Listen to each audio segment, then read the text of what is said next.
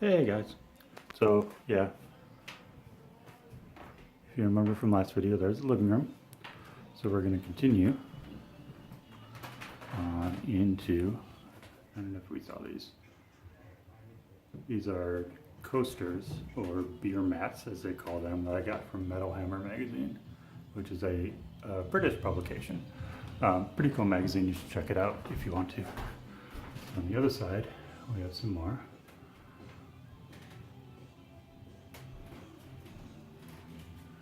And I had these things, and I don't really use coasters, so I figure it'd be cool to put them up so they get used.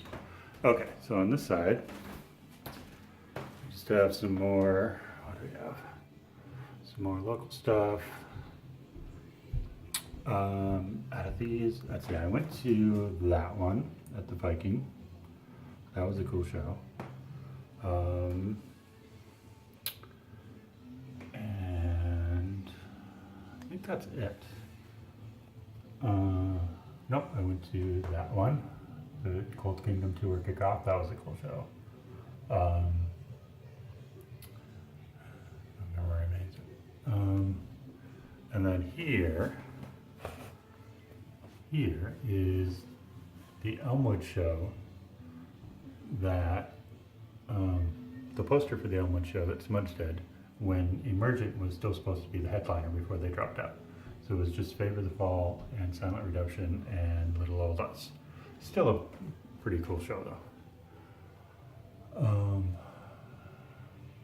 More stuff at Opinion, which unfortunately I think is closed now. Some problems with the city, I heard. And sorry for the glare from the light. I don't know how to quite manage that. Paler, Gata, Gabriel Apocalypse, who I still have not seen. I really need to at some point. My own hip hop. And then James and the Hunger again. I don't know if I mentioned it last time, but it's still one of my all-time favorite bands from the city. Merry Krampus show that I did go to at the Uptown VFW with Impaler and Dumpster Juice and the Regenerators and Grand Machine. That was a cool show. This show I went to at Skyway. First time, only time actually seeing at Morning's End, which was very cool, and introduced me to Insomniac and Inashi and Empty My Lungs and Insert to Solace and a bunch of other cool people. Though I was one of probably 3 people in that show over the age of 30, so that was kind of weird. Half Moon Devil's residency at Palmer's, and then a cool kind of psychedelic poster with Kitty Kitty Bang Bang and just a bunch of other stuff. I mean, I kind of throw it up there. And let's see, is there anything I want to zoom in on here? Let's see. So again, apologize for the camera work. Oh, there we go. So this is kind of a cool thing I found. The Who and Zeppelin on the same bill. I don't think that ever happened again. Back of an US Festival, I believe that's a t-shirt with the entire weekend lineup. So it's kind of cool. What else? That one, Witness Protection, Inner Toil, and Lucid Flight. I saw that show. I did not stay for Witness Protection, I had to go. But I saw the other two, and they're both awesome, of course. The Who with the Devil, which doesn't make sense. And then, so where I find, this stuff, obviously the local stuff, you just go on, if you like an event and there's a poster at that event on Facebook, you can click on that image to open it up, and then right click, save picture as, and then you can just print them out, which I have done way more than I probably should have. And then like this vintage stuff, like this Kiss poster and this Iron Maiden poster. There are a couple sites, or a couple groups, pages, whatever, on Facebook. One of them is Back to the Ball. They've got a lot of the heavier stuff. Another one is Rock Candy Magazine. They put out a lot of the cooler vintage stuff. As we go down here, there's a bunch of, like all these Reading posters and stuff, they're just really cool. Seeing all the different lineups and whatnot. More of the stuff from the Watkins Glens Jam. I mean, you have like, you know, Quiet Riot opening up for Iron Maiden. That's just cool. Oh, I went to this show too, about the summer. Can't really see, but 32 Headshots, Fatal Caliber, Fire, and Concrete Injection. That was a good show. What else do we have over here? The Monsters of Rock, the American Monsters of Rock, which I did not go to. I know people that did and said it was pretty cool. Then of course you have the Kill 'Em All for One, Raven and Metallica. And I don't know what this was, but I don't know if we can even read that lineup, but it's pretty, I mean, anything where you have the Rolling Stones, you know, AC/DC, Rush, and Justin Timberlake on the same bill. And we might as well just go around this way. And again, this is just more of this. I mean, some of the psychedelic stuff, Grand Funk Railroad, some Savoy Brown, Uriah Heep. This is a Nebworth, the famous Nebworth 76, 77. Rolling Stones headline, but Leonard Skinner went on before and basically destroyed the place. More of the Reading stuff. There's the Donington one. Z Top Marlin, Bon Jovi, Rat with special guests. One of those special guests happened to be Metallica. This is in '85, I think.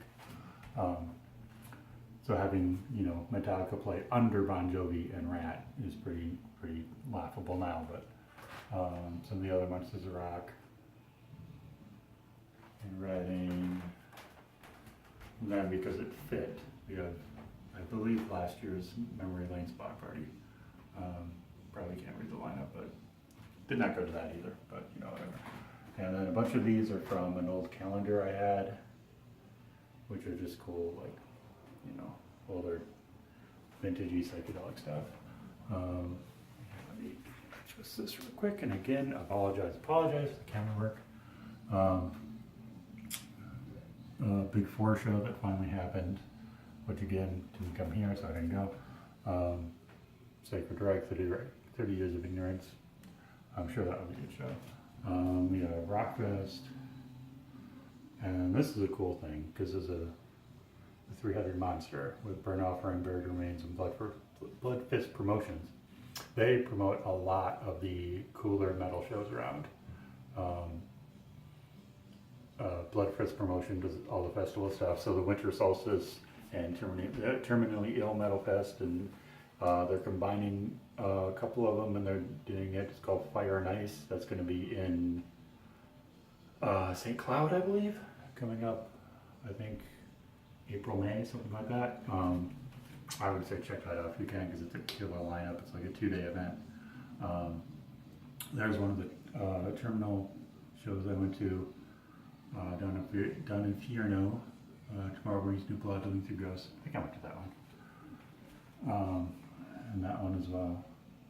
And then, yeah, so a bunch of Hexagon and all kinds of stuff. And of course, you gotta have some ladies, you gotta have the burlesque up. And Top Secret Metal Fest, which is a cool idea. Basically, they don't announce the location of the show till like, I think 24 hours before, maybe 48 hours, something like that. I think they reveal the lineup, and this is last year's, and yeah, the lineup was pretty damn good. Did not go though, could not make it up there. Deep Purple, Black Sabbath,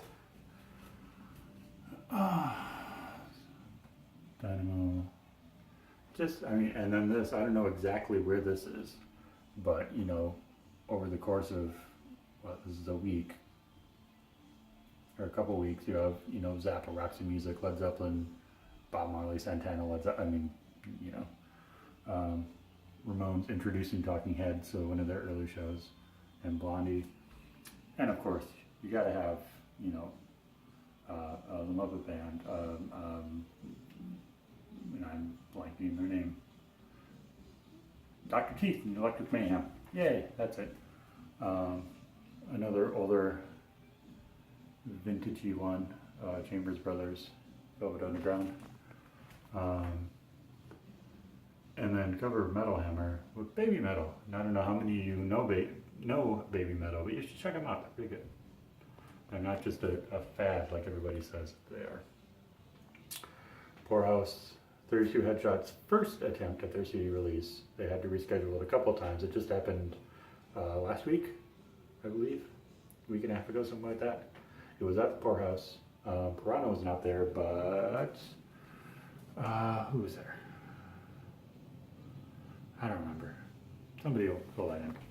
And then over here I have more of the bigger, like European festivals. I mean, we have Corey Taylor doing his solo stuff, which is always cool.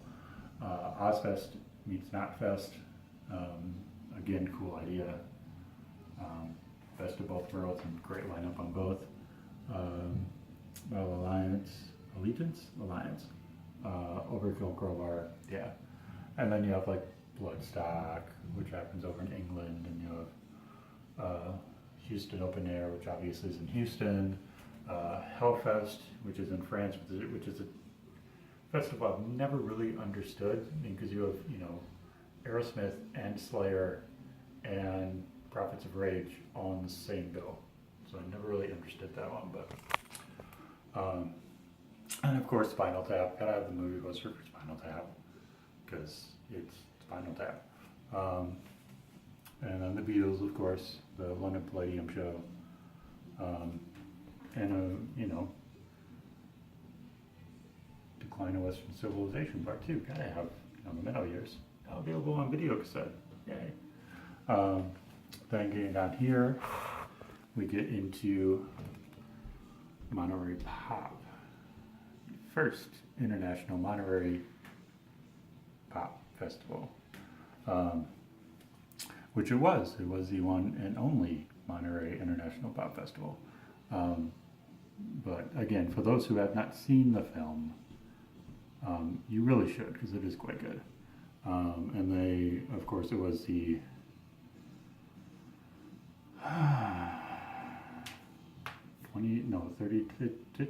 50th anniversary, God, last year. So they had it playing at the Walker, so I headed down there one afternoon and checked it out. It's pretty cool. Heavy Metal, Weird Ass movie, if you've ever seen it. Bizarre. And of course, Detroit Rock City, you know, neat little flick if you get a chance to see it. And of course, that was marketing. Can you take 12 inches of British steel? Cool ad. Not my favorite Priest album, but you know, does the job. So then over here, yes, this is a little alcove where my closet is, and yes, that's decorated as well. So we just have more kind of assorted stuff I pulled from City Pages, other things, you know, some Roger Waters. Yeah, it's Aether Ash. You know, just other things. Neil Peart, Dave Abruzzi, can't really see him there. Tim Alexander from Primus sucks. Swim Queen. I have Keith, Mr. Richards, Robert Downey Jr., George Clinton. Gotta have George Clinton. I mean, George Clinton kind of oversees all. This was a fun show. 32 Headshots, Intertoy Toy Planes, and our good friends Outlaw Sane. It was Tank's birthday, and that was a good show. I live streamed that entire site, so that's available. It's actually on Outlaw Sane's website. I have seen it, and I get credit for it, which is cool. He did give me credit. Wishbone Ash, I went to that show just to see Hot Rod Rodeo because they were opening. I don't know anything about Wishbone Ash, and I probably won't see him again. I found it kind of boring, actually.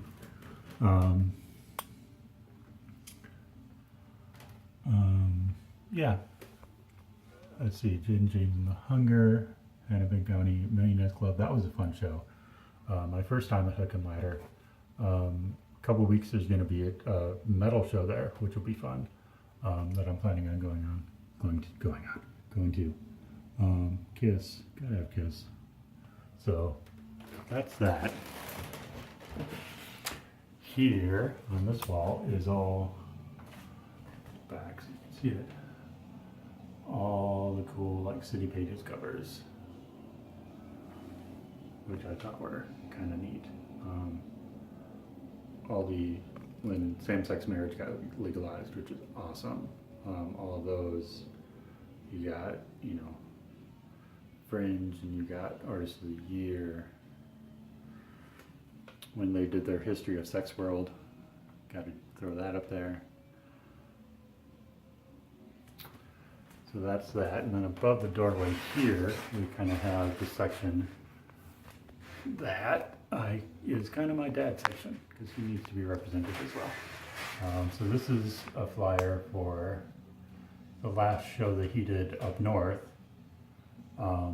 with myself and Al, better known as Ace up there, and Kelly. That was at Denny's up north up in McIntosh. And this is the one we did a year later, a couple years later, after he had passed. So it was just me and Al and Kelly at Duffers. And this is cool. I found this at his house going through stuff. And it's one of his old posters, probably from the mid-60s, I would say. And that's him on accordion, if you can see that. The Hits and the Miss. And then this really bitty piece of paper, that's his obituary. And I don't expect you to read that because it's really small, but I just threw it up there. Because I feel the old man needs representation. Okay, then we have this wall, and this, if you watched my history of myself, which sounds weird to say, you'll probably recognize it as the background from that. I have since moved my computer into the living room, so that's why. And this is mainly, well, here first you have Basilica Block Party ads, which, like this particular year, which was what, 2015, they did do some pretty good ads. Then like Pizza Luce Block Party and Palm Fest. And this is interesting. This is kind of cool. Diggable Planets, when they were at Glam Slam, so that shows you how old it is. Probably from what, 92, 93, somewhere in there. And I actually pulled this off of a telephone pole in downtown Minneapolis because I wanted it. It was after the show had been done, I think. And I just kept it forever. So that's like an actual vintage, actual concert poster, which is pretty cool. But again, 90% of these shows I did not go to. Chris Cornell, Willie Nelson, Alice in Chains, replacements from the replacements to their Midway Stadium thing. Then we get into Lollapalooza. Lollapalooza I did go to. That's 93, and that's 92. And here we have the tickets. It's 92. I have two from 92 for some reason. And then 93, and then 94. And those were fun. The 93 was probably the most memorable because that year, Harriet Island, where they usually had it, got flooded out, so they couldn't have it there. So they had the entire show in Roy Wilkins Auditorium. So even though, you know, it was 11 o'clock in the morning, lights went down, it felt like a normal show, which is kind of cool. You know, of course, you got 40th anniversary of First Half. Experience Hendrix, 40th anniversary party, all kinds of cool stuff. And they have a baritone jet, and the Who, because you gotta have the Who, and that's just a cool, very classic logo and picture of Pete there, which they've used for many, many years. And hair, not these two when they came through, but I actually did go to Hair in '94 when they were doing the 25th anniversary of it, and it was at the State Theater. And at the end of the show, got pulled up on stage to help sing Aquarius. I think it was Aquarius, whatever closes the show. So that was fun. Black Crowes, didn't go to that show. Huey Lewis, more Burlesque, more Alice in Chains. Flaming Lips, not really a big fan of the Flaming Lips. I just thought that was a cool ad. Same with Black Label. Not seen Black Label. And of course, gotta have more Kiss. Because like it or not, I mean, I am a Kiss fan. Never seen them. But they're just, inherited a bunch of Kiss albums when I was a kid, and they've just been part of my life ever since. Horde Festival, 95, that's cool because you see somebody like Wilco, who just a few years ago was like, has gotten bigger, and to see them, at the bottom of the bill is kind of interesting, especially under like, Blues Traveler, and nothing against Blues Traveler, but and then go up. What's that? Oh, Skyline Music Festival. That I actually went to. That was interesting.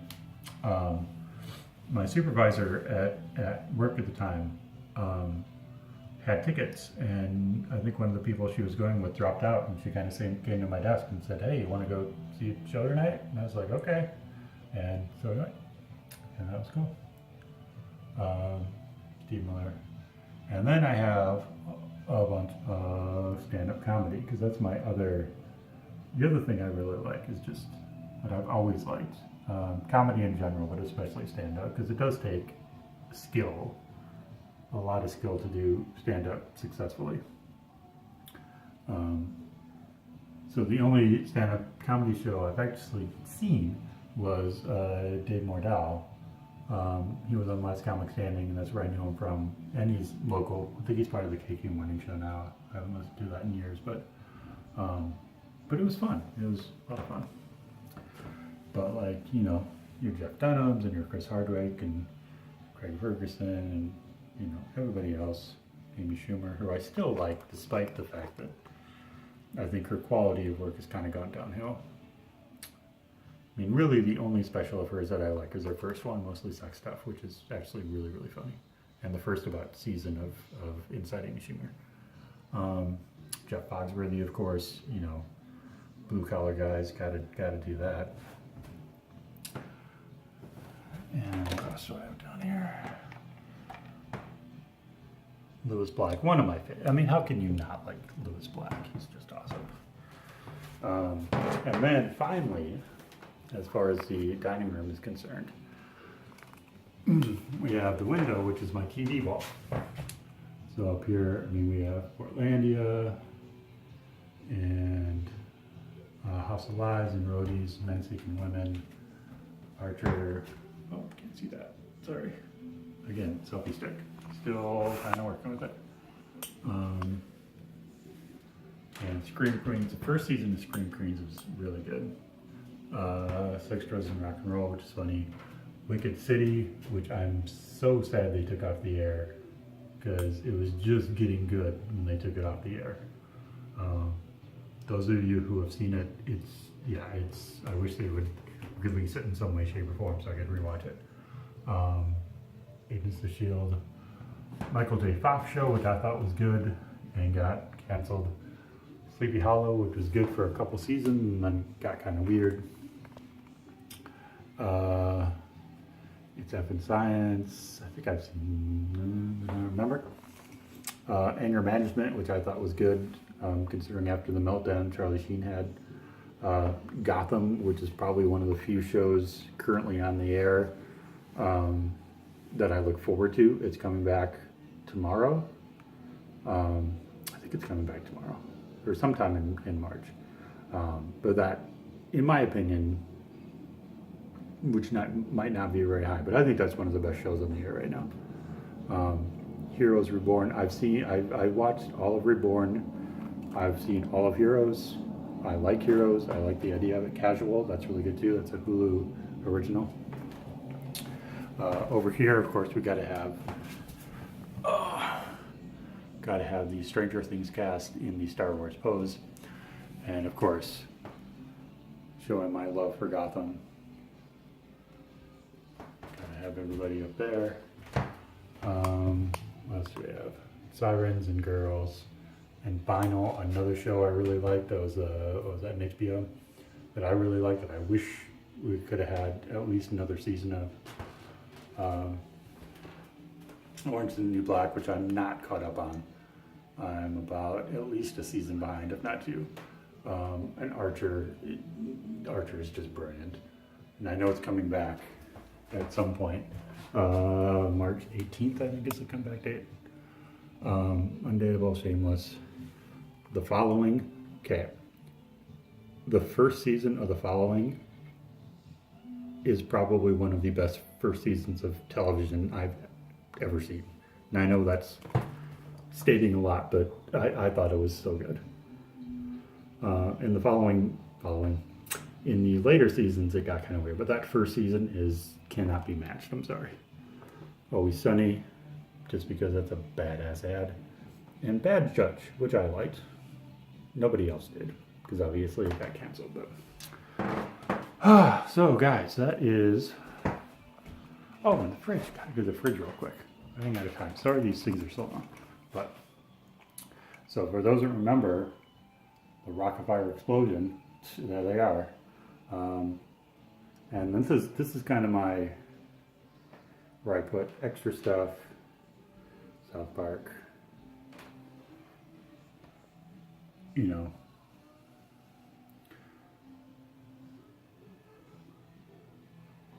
And then on the front here is where, and if you have seen my Instagram, this is probably one of the few things I post on my Instagram is updates of my fridge, which is where I have all the stickers from the bands that I see and stickers from some of the gear that I use. Like right there, Vic Firth and Promark. But yeah, it's a nice little, though I am running out of room quickly. And Terminally Ill Metal Fest, that was a cool show. And yeah.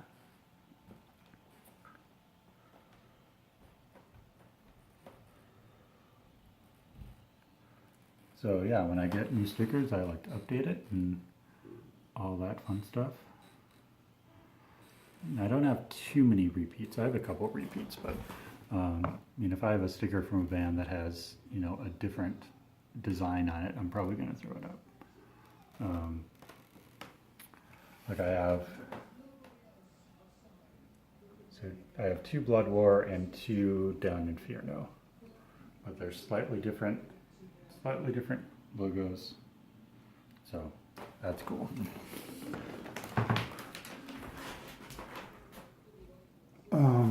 And then just on the other side, it's dark, so you probably can't see. And again, I'm running out of room. Again, I apologize that these things are so long, but the vault, you can't really read that. Inner Toil. Sin 7, who I've not seen yet, who I want to see. And then Mastiff, whose new logo looks like Obituary, like exactly. But that's so cool. So yeah, that's the only area I have left to do, because I'm not putting anything in the bathroom, obviously. So the bedroom is the last one, and I'm still working on that. That'll be a while, because there's a lot of wall to cover. But yeah, that's about it. So I guess talk to you guys later. Bye.